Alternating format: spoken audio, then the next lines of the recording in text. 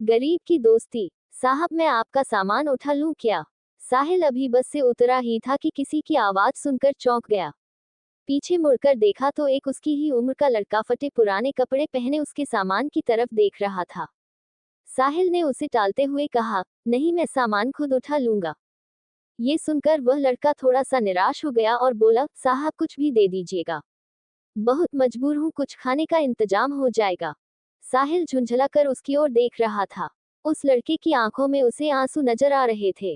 फिर उसने गौर से उसे देखा तो समझ में आया ये तो उसके बचपन का दोस्त राहुल है। इस हाल में साहिल ने उसे कहा, पहले मेरे साथ चलो। वह उसे पास के एक ढाबे पर ले गया। क्या खाओगे? साहिल के पूछने पर लड़के ने कहा, नहीं साहब, अगर आप सामान उठवाओगे तो ही मैं कुछ लूंगा। साहिल हंसते हुए बोला, हाँ मैं जानता हूँ तुम बहुत खुददार हो, किसी की मदद नहीं लोगे। सामान बाद में उठा लेना, पहले कुछ खा लो। बैठो मैं अभी आया। लड़का डरते डरते सामने पड़ी मेज कुर्सी पर बैठ गया। साहिल कुछ देर में आकर उसके सामने वाली कुर्सी पर बैठ जाता है। साहिल उससे पूछता है, तुम इस हाल में कैसे? मेरा मतलब है कुछ अपने बारे में बताओ। राहुल ने बताया, साहब मेरे पिता इसी गांव में एक किसान थे। गांव के जमींदार से कर्ज लेकर उन्होंने फसल लगाई थी, लेकिन सारी फसल खराब हो गई। कर्ज का ब्याज बढ़ता गया। जमींदार ने खेतों पर, बैलों पर और घर पर कब्जा कर लिया। पिताजी ये सब बर्दाश्त न कर सके और फांसी लगा ली। मैं तब छोटा था, कुछ दिन बाद माँ भी चल बसी। स्कूल जाना तो दूर, गांव में कोई काम न मिला, भूखे मरने लगा। तब से जो भी काम मिलता है वह कर लेता हूँ। दोपहर को बस के आने पर कोई कोई सवारी सामान उठवा लेती है तो खाने का जुगाड़ हो जाता है। तभी खाना आ गया। खाना देखकर राहुल बोला, साहब ये तो बहुत महंगा होगा, मेरी मजदूरी तो बस 10 रुपये बनती है, ये सब मैं कैसे चुका पाऊंगा? साहिल हंसते हुए बोला, अभी मैं आया हूँ, वापस भी जाऊंगा, तब मेरी सामान उठा लेना। साहिल उसे जानबूझकर अपनी पहचान नहीं बता रहा था। उसे पता था अगर उसने ऐसा किया तो राहुल उससे मदद नहीं लेगा। राहुल बहुत भूखा था, वह जल्दी जल्दी खाना खाने लगा। इधर साहिल कुछ देर के लिए पुराने दिनों में खो गया। उस समय दोनों एक ही स्कूल में पढ़ते थे। दोनों साथ खेलते थे। राहुल पढ़ने में बहुत तेज था। उसमें और साहिल में हमेशा फर्स्ट आने की होड़ लगी रहती थी। साहिल के पिता उसी स्कूल में अध्यापक थे। साहिल के पिता का ट्रांसफर हो गया तो साहिल स्कूल छोड़कर शहर चला गया। आज वह कॉलेज में पढ़ता है। छुट्टियों में गांव के पुराने दोस्तों से मिलने चला आया। वैसे उसके चाचा भी इसी गांव में रहते हैं। साहिल को यह उम्मीद बिल्कुल नहीं थी कि उसका दोस्त उसे इस हाल में मिलेगा। साहिल अपने ही ख्यालों में खोया हुआ था, तभी राहुल ने उसे कहा, साहब मेरा खाना हो गया, चलिए आपका सामान उठा लेता हूँ। साहिल ने जवाब दिया, अभी चलते हैं, बैठो और कुछ अपने बारे में बताओ। आप कहाँ रहते हो और आगे क्या करोगे? राहुल ने जवाब दिया, साहब क्या करोगे मेरे बारे में जानकर? मेरे जैसे लोग ऐसे ही सड़क पर मजदूरी करते रहते हैं और एक दिन ऐसे ही मर जाते हैं। एक समय था, हमारे पास भी सब कुछ था। वो जो सामने आप स्कूल देख रहे हैं, मैं वहां पढ़ा करता था। साहिल बोला, अब पढ़ने का मन नहीं करता। राहुल बोला, साहब माता पिता का साया क्या होता है ये उनके जाने के बाद पता लगता है। मेरे पिता मुझे सरकारी अफसर बनाना चाहते थे। साहिल उसकी बातें गौर से सुन रहा था। राहुल को एक पल के लिए भी यह एहसास नहीं हुआ कि यह तो उसका बिछुड़ा हुआ दोस्त है, क्योंकि साहिल के नयन नक्श से लेकर उसका पहनावा सब बदल चुका था। राहुल ने पूछा, साहब आप यहाँ किसके घर आए हैं? साहिल ने अपनी पहचान छिपाते हुए कहा, नहीं बस ऐसे ही गांव घूमने आया था। यहाँ कोई होटल मिल जाएगा रुकने के लिए? हाँ साहब, बस स्टैंड के पीछे ही एक होटल है, आपके शहर जैसा तो नहीं पर ठीक ठाक है, मैं आपको वहीं ले चलता हूँ। राहुल बोला। साहिल ने हाँ में सर हिलाया। राहुल सामान लेकर आगे आगे और साहिल उसके पीछे पीछे चलने लगा। कुछ ही देर में वे होटल में पहुंच गए। साहिल ने एक कमरा लिया। राहुल उससे कहने लगा, साहब मैं चलता हूँ, जब आपको जाना हो बता देना, मैं आपका सामान लेने आ जाऊंगा। साहिल बोला, अरे रुको, ये कमरा मैंने 2 लोगों के लिए लिया है, तुम मेरे साथ रहोगे? राहुल बोला, नहीं साहब, कहाँ मैं और कहाँ आप, वैसे भी मैं तो कहीं भी सो जाता हूँ। मेरा बिस्तर एक पेड़ के ऊपर रखा होता है, वहीं पेड़ के नीचे चबूतरे पर सो जाता हूँ। मुझे जाने दो साहब। साहिल बोला, मुझे तुमसे बहुत सी बातें करनी है, जब तक मैं यहाँ हूँ तुम मेरे साथ रहोगे। मैं यहाँ किसी को जानता नहीं हूँ, तुम मुझे पूरा गांव घुमाओगे। राहुल कुछ नहीं बोला। कमरे में सामान रखने के बाद साहिल राहुल को लेकर एक कपड़े की दुकान पर पहुंचा। उसे नए कपड़े दिलवाए, नए जूते दिलवाए, फिर उसे लेकर होटल पर आया। उसने राहुल की जरूरत का हर सामान खरीदा और उससे कहा तुम नहाकर ये कपड़े पहनो, मैं अभी आता हूँ। राहुल को कुछ समझ नहीं आ रहा था। उसने नहा धोकर नए कपड़े पहने अपने आप को शीशे में देख ही रहा था, तभी साहिल आ गया। राहुल अपने कपड़ों को देखकर रो रहा था। साहिल बोला, क्या हुआ, कपड़े अच्छे नहीं हैं? राहुल बोला, नहीं साहब, माँ की याद आ गई, वो अपने हाथ से सिलकर कपड़े पहनाया करती थी। कल मैं आपको अपना घर दिखाऊंगा जो जमींदार ने हथिया लिया।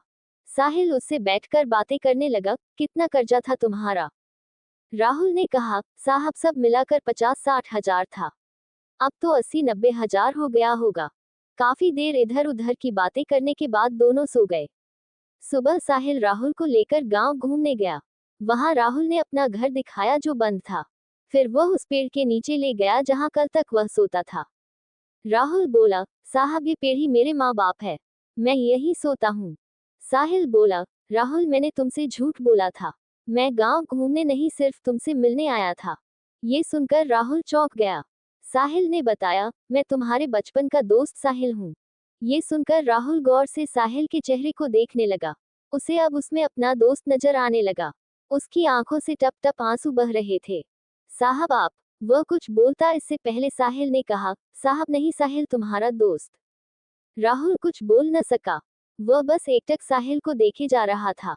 उसके अंदर का सैलाब अब उमड़ने लगा था। इतने सालों का दर्द उसकी आंखों से बह रहा था। आज उसका कोई अपना उससे मिलने आया। इस बात पर अभी भी उसे विश्वास नहीं हो रहा था। साहिल ने उसे चुप कराया, फिर वह उसे लेकर अपने चाचा के घर गया।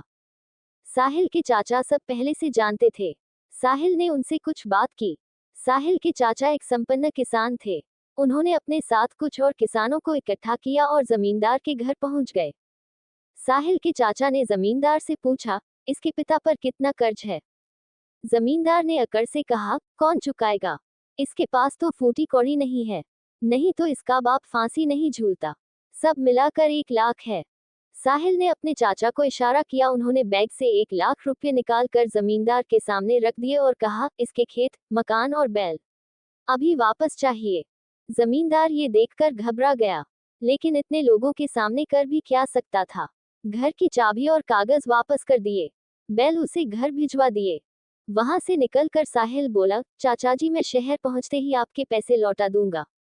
चाचाजी ने कहा, कोई बात नहीं बेटा, तुम बहुत नेक काम कर रहे हो।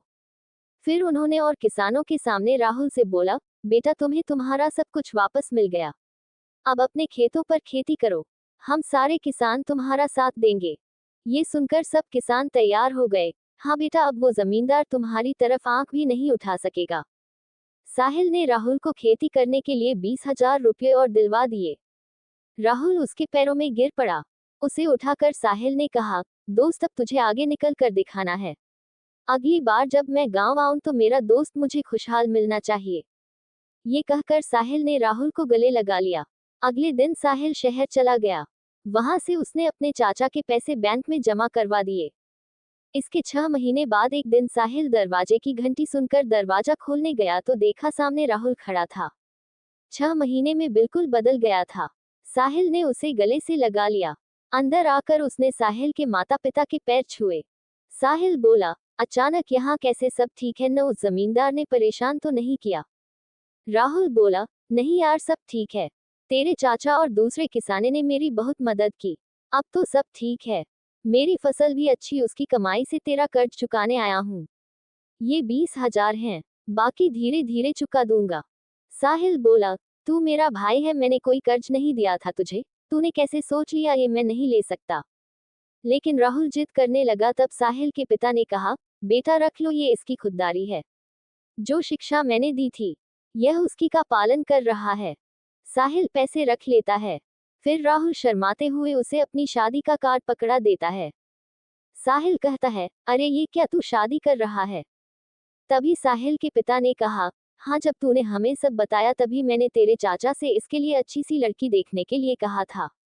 कब तक घर में अकेला रहेगा?